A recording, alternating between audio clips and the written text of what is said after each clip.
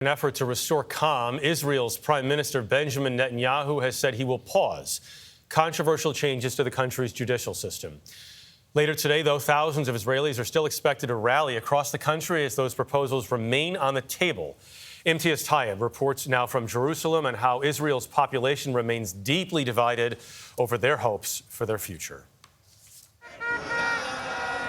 Israel's far right is mobilizing.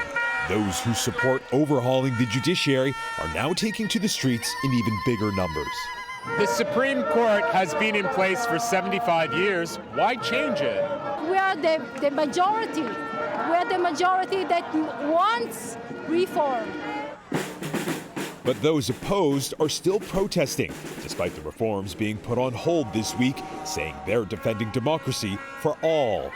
If passed, the judicial overhaul would allow members of parliament to select judges and overrule court rulings with a simple majority, removing one of the few checks on government powers, warn these protesters.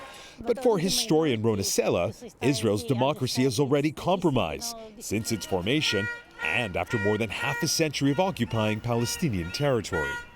What you're saying is Jewish Israelis have been sleepwalking into this by ignoring the Palestinian situation. Exactly. And now we are experiencing exactly what the Palestinians experienced since 48 and then 67 in the occupied territory with the apartheid, with Israeli apartheid. And now when it's knocked on our door, we just woke up.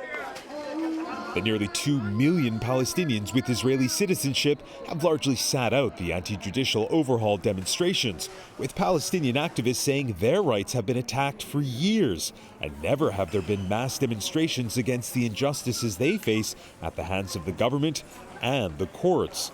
Munir Niseba is a Palestinian law professor.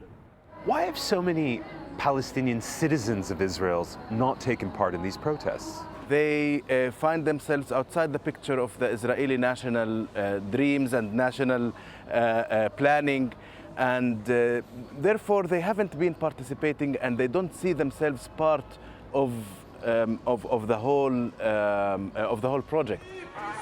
A project that now hangs in the balance for all sides. For CBS Saturday Morning, Imtiaz Tyab, Jerusalem.